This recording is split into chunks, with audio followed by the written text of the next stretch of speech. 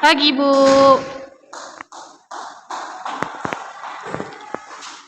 Gimana hari ini? Semuanya pada sehat semua? Alhamdulillah, luar biasa. Allah Akbar. Oke, coba untuk kelasnya berdoa terlebih dahulu. Oke, terima kasih untuk ketua kelas. Dilanjut, Ibu akan mengabsen dulu terlebih dahulu.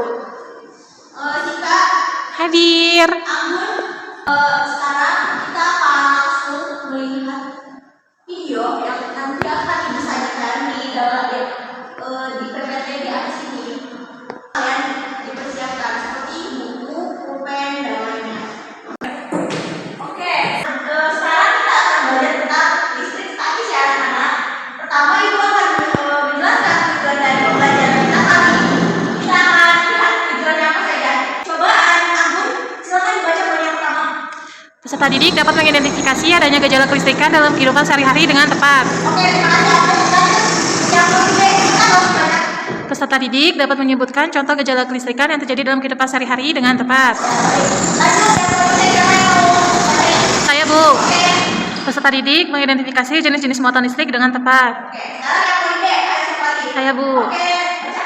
Peserta didik menjelaskan fungsi dan prinsip kerja elektroskop dengan tepat. Lanjut yang poin B.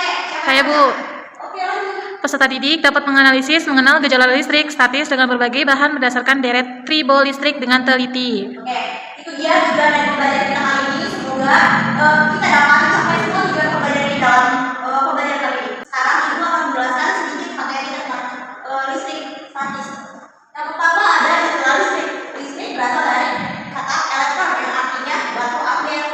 Listrik dibagi menjadi dua. Yang pertama listrik statis dan yang kedua listrik dinamis. Ada yang tahu apa itu listrik statis? Jika apa? Lupa, Ibu. Oke, nanti kita akan menjelaskan listrik statis itu apa. Sebelum itu mari kita lihat video yang akan Ibu putar. Oke, bagaimana videonya? Keren kan? Kok bisa ya? Angkat garis padahal tidak ada apa-apa, bukan kata apa-apa. Ada yang tahu kenapa itu istilah apa? Ya, oke. Berapa? Oke, kita simpan ya jawabannya. Kita lihat yang mana yang benar dan yang belum tepat, oke? Sebelum itu mari kita lanjutkan pembelajaran kita. Ya. Sebelum Ibu membahas listrik statis lebih lanjut, Ibu akan kasih kalian dasar dari listrik tersebut. Di sini ada teori atom, di mana Aristoteles menyatakan atom adalah bagian benda kecil yang tidak bisa dipanggil lagi. Nah, di sini ada teori atom, di mana atom ini adalah dasar dari sebuah kekuatan listrik. Kita bisa lihat di sini.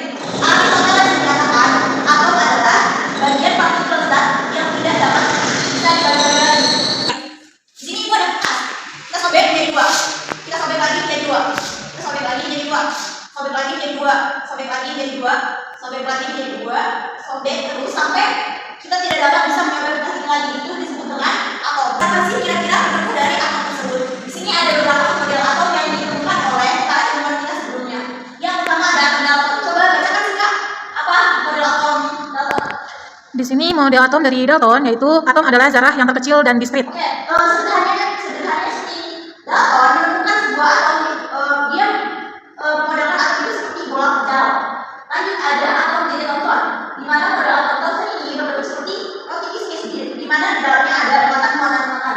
Yang ketiga ada atom Rutherford. Ada yang sudah tahu model atom Rutherford itu seperti apa? Gak tahu. Oke, benar. Ya, atom Rutherford itu bola berlomba yang tersusun dari inti atom. Ada intinya dan elektron yang mengelilinginya. Inti atom itu bermuatannya positif. Selain itu, massa atom terpusat pada inti atom tersebut. Nih, ada inti atom di sini bernilai positif dan di samping-sampingnya ada elektron yang mengelilingi si inti atom. Ya. Lanjut ada atom model Bohr, di mana si Bohr ini melalui konsep elektron yang mengikuti orbit mengelilingi atom mengandung proton dan neutron. Kalian tahu nggak sih satu kita seperti apa mengorbit matahari?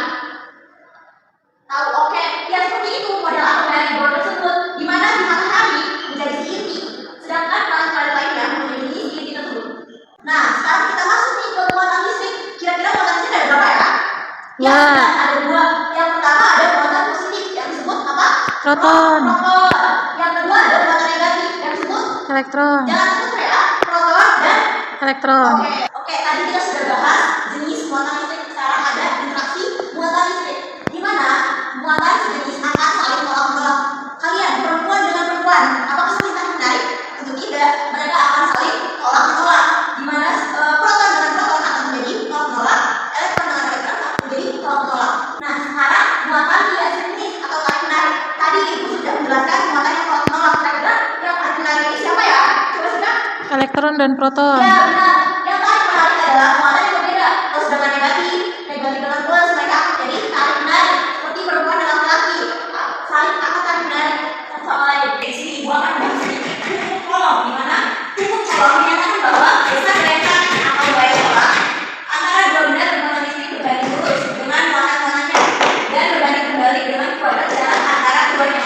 Bisa dilihat misalnya, di mana F adalah gaya tolak menolak atau gaya tarik menarik antara muatan. K adalah tekanan, di mana tekanan di sini itu 9 kali 10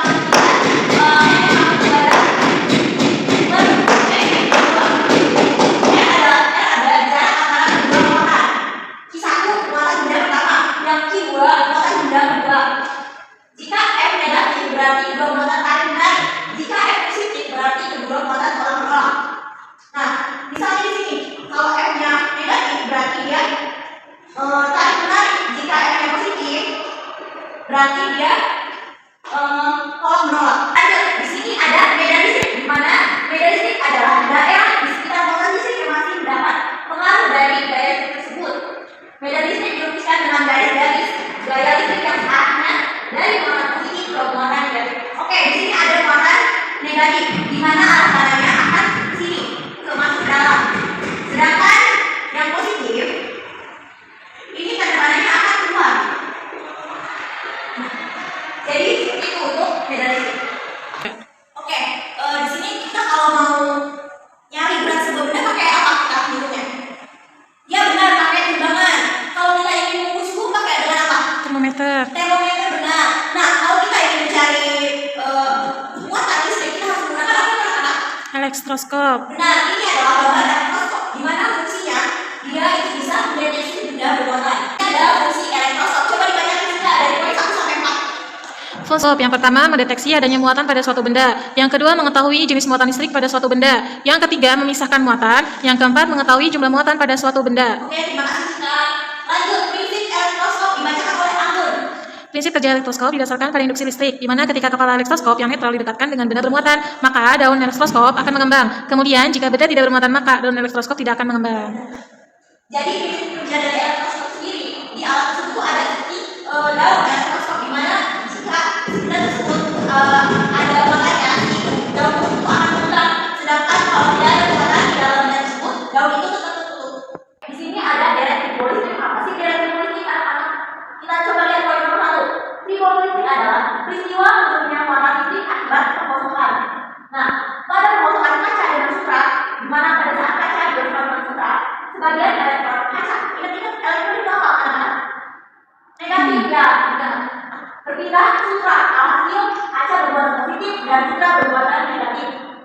Pada tribolistik, plastik dengan wol, sebagian elektron wol berpindah ke plastik sehingga plastik bermuatan negatif dan wol bermuatan positif. Setelah pengosongan, benda yang digosok dan pengosok memiliki besar muatan sama, tetapi berbeda tanda. Setiap material memiliki elektron dan milikinya masing-masing. Gunakan deret tribolistik untuk menentukan jenis muatan benda setelah digosok. Ada contoh sedikit deret tribolistik di sini.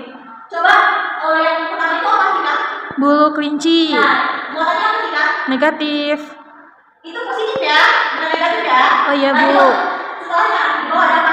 Kaca. Kaca muatannya positif ya. Oke, kalau batu air muatannya Negatif. dan kalau PPC Negatif. ini adalah deret tribolistik yang belum nanti kita sudah mempelajari tribolistik ya. Nah, sekarang kita berjalan bersekitar dalam sehari-hari. Yang pertama, coba baca kita. Yang pertama, saat sisir atau penggaris yang sudah digosok-gosokkan ke rambut atau ke tangan yang kering diletakkan di atas potongan kertas kecil-kecil, sisir atau penggaris tersebut akan menarik potongan kertas kecil. Nah, seperti video yang kita tayangkan di awal belajar tersebut ya. Yang kedua, coba baca lagi. Anggur. Saat layar TV baru dimatikan, jika tangan didekatkan pada layar tersebut, maka bulu-bulu halus pada tangan kita akan berdiri. Ya, kalian pernah nggak sih yang kumpul TV terus tiba-tiba tangan kita merinding? Pernah. Ya, itu tersebut karena ada elektron. Nah, jadi itu semua yang sudah dibacakan oleh kalian semua adalah gejala kecemasan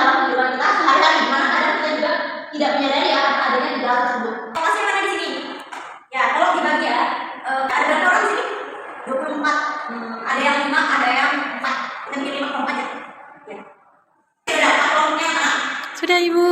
Oke, coba sih lokasi ambil. Bagikan kepada teman-teman ya KPD-nya. Bukan KPD-nya di halaman pertama ada gambar apa sih? Balon sama orang. Balon sama orang. Kok bisa ya rambutnya keangkat ke atas gitu? Ada apa ya kira-kira ya? Nah, Tahu. Ibu ada di KPD tersebut Ibu sudah menyiapkan sebuah pertanyaan-pertanyaan di mana Ibu harapkan dengan kalian melakukan percobaan kalian bisa dapat menemukan jawaban dari si rambut tersebut kenapa bisa berdiri karena si balon. Ini ada tujuan percobaan. Coba sih Kak. Tujuan percobaannya. Tujuan percobaan yang pertama, menjelaskan peristiwa yang terjadi pada benda plastik yang digosokkan pada rambut yang kering. Yang kedua, Mengidentifikasi jenis-jenis muatan listrik pada benda plastik yang digosokkan dengan beberapa benda. yang ketiga, Menyajikan hasil pengamatan dan eksperimen tentang gejala listrik statis dalam kehidupan sehari-hari. lanjut alat dan bahannya. Coba angkut. Alat dan bahannya, yang pertama batang PVC, yang kedua gunting, yang ketiga kertas origami dan atau kertas biasa, yang keempat rambut, yang kelima kain sutra, yang terakhir kain wol. Oke, Ibu harap kalian bisa mengikuti lemas kerja Ibu dengan baik dan benar supaya hasil pengamatan kalian juga bisa terisi dengan baik. Ya, silakan untuk kalian mencoba tersebut. Silakan. Gimana anak sudah selesai percobaannya? Sudah. Sudah diisi ya KPD-nya? Sudah. Oke, Ibu berharap kalian ada satu kelompok yang mau mempresentasikan hasil dari penelitian tersebut. Ada yang mau? Ibu kasih nilai plus. Oke, kelompok 2 mau. Tolong dipoto KPD-nya, nanti kita tampilkan di sini bersama-sama. Kita presentasikan ya kelompok 2 atas hasil yang dapat. Sudah. Silakan dipresentasikan. Berdasarkan hasil diskusi kami, di mana benda penggosok yang pertama rambut, yang kedua kain wol, yang ketiga kain sutra. Nah, untuk hasilnya di sini sebelum digosokkan untuk rambut yaitu tidak tertarik, setelah digosokkan itu tertarik. Kemudian untuk muatan listrik batang pada PVC itu sebelum digosokkan pada rambut itu netral, setelah digosokkan itu negatif. Yang kedua kain wol. Untuk daya tarik batang PVC terhadap kertas itu sebelum digosokkan tidak tertarik, setelah digosokkan tertarik. Untuk kain wol, muatan listrik pada batang PVC sebelum digosokkan itu netral, setelah digosokkan itu negatif. Kemudian kain sutra, untuk daya tarik batang PVC terhadap kertas, sebelum digosokkan tidak tertarik, setelah digosokkan tertarik. Untuk muatan listrik batang PVC itu sebelum digosokkan netral, setelah digosokkan positif. Oke, terima kasih. Nah, berlanjut ya. Teman-teman yang lain yang pertanyaan yang pertama sudah melalui tempat. Oke, ya bagus. Jadi ya, kita kasih tepuk tangan yang meriah untuk kelompok 2. Jadi, hasil yang mereka dapatkan dari percobaan tersebut sangat-sangat betul sama dengan apa yang Ibu dapatkan selama percobaan.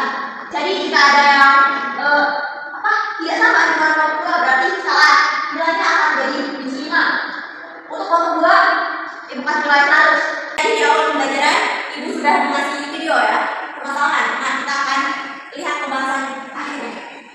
Kita bahas bagaimana penggaris dapat menarik kertas-kertas kecil.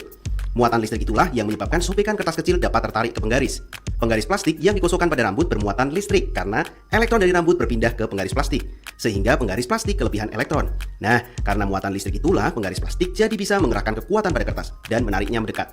Pada saat kita menggosokkan penggaris ke rambut kita, di mana rambut kita itu bermuatan negatif, kita gosok sampai elektron di rambut kita berpindah kepada penggaris. Nah, si penggaris ini sudah banyak muatan elektron terkumpul di dalamnya, di mana pada saat penggaris kita dekatkan ke potongan-potongan kertas, si penggaris ini dapat mengangkat si potongan kertas tersebut.